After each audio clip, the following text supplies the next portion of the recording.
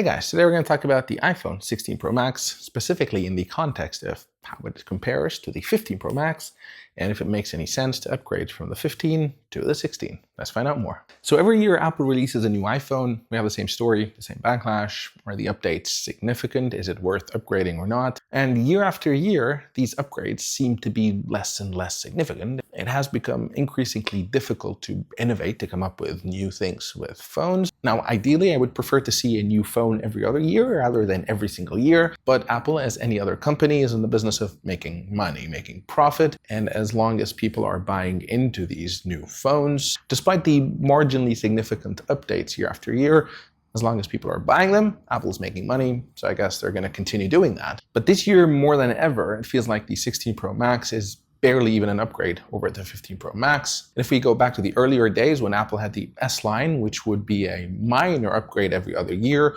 before the major upgrade, this could easily have been the 15S or the 15 Pro Max S or whatever. Now, there's a couple of things that have changed, but for me, there's only two that are major. I wouldn't say major, but with respect to the changes that the new phone has, they're the most significant of the bunch. I still don't think they are significant changes, but of the bunch of things that changed, perhaps these two are the most significant, and that is the camera and the new camera button. Now, of course, there are other changes, but in my opinion, they're less than significant. So to start with, the size is for the first time also larger. We've gone up from a 6.7-inch screen to a 6.9-inch. The frame itself is a little bit larger as well. Some people might think it is too large, but to be honest, the 15 Pro Max was already large and cumbersome to operate with one hand. The size increase over here is going to be barely significant in my opinion. It's still going to be large, it's still going to be cumbersome, it's still going to be potentially annoying in your jeans pocket. I've been using it for a couple of days and I did not find that the increase in size was significant. At any rate, after a couple of days, one will get used to the new size quite easily. The phone also has thinner bezels, and these are the thinnest bezels ever on an iPhone. They look nice, but again, to be honest, the only way you can tell that these are thinner is if you put them side by side to the 15 Pro Max. If you're simply looking at the 16 Pro Max, you're not really going to realize that the bezels are thinner. So the size difference for me is insignificant. There also is a bigger battery, and that does mean better battery life. I love the fact that I can get more juice out of my phone. But again, in the grander scheme of that full day of usage, what's an extra hour? So for me, again, the bigger battery, while definitely a welcome addition, not a major upgrade. There's small things like Wi-Fi 7, great as well, but not major. The processor, of course, as with every single year, Apple creates the fastest iPhone to date. Makes sense. But again, no one has ever held a 15 Pro Max and said it is slow. So while on paper, it might be faster, in your everyday life, it's going to be insignificant. Now, the one area where we have come to expect, let's say, more significant updates every year is the camera.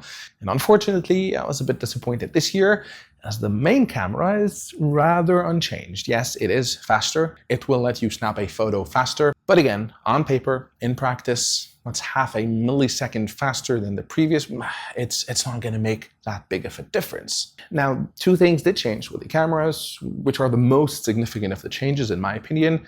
You now have 4K at 120 frames per second. The 15 Pro Max was limited at 60 frames per second. That is significant, but I think only to a small subset of people. Not everyone is a content creator, and I think very few people will be shooting videos at 120 frames per second. But for those who do, that is a great upgrade. The other major upgrade is the ultra-wide camera, which was 12 megapixels on the 15 Pro Max and is now 48 megapixels. And in my opinion, that's the only significant upgrade. However, the reason I'm disappointed is because it's not on the main camera. And again, if we look at what most people would use most of the time, that's probably going to be the main camera, not the ultra-wide. While the upgrade is really great, I would have liked if there were upgrades and enhancements to the main camera as well, in addition to the ultra-wide. So the 48 megapixel ultra-wide larger sensor is going to let in more light. It's going to take better photos if you are someone who uses the ultra-wide. Another major advantage here is macro photography, or if you take macro photos or videos. And that's because if you get closer to any subject, you notice the iPhone camera will shift slightly, and that's because it's going to shift to the ultra-wide. This is the camera that can take close-up shots or can be used for macro photography. And here there is a significant difference with the 15 Pro Max, and especially in low light, the footage is a bit grainy. It's not too good. With the 16 Pro Max, now that it's a 48 megapixel and a larger sensor, the footage does look much better. So the camera aspect is the first update that is significant, in my opinion, of the bunch of updates. And the second one is the introduction of this camera button over here, which, to be honest, when I first saw the keynote, I was very excited about. In practice, I felt I was a bit less happy with the implementation, and I'll tell you why. So what this button does is it lets you quickly open the camera and then press it to take a photo or start recording a video. But also it is touch sensitive, and you can do a half press and then toggle between the different modes or zoom in or change the aperture, which is nice. But how groundbreaking is it? I have my doubts. Another thing is that in portrait photography, the button is awkwardly placed, so I don't think that's going to be very useful.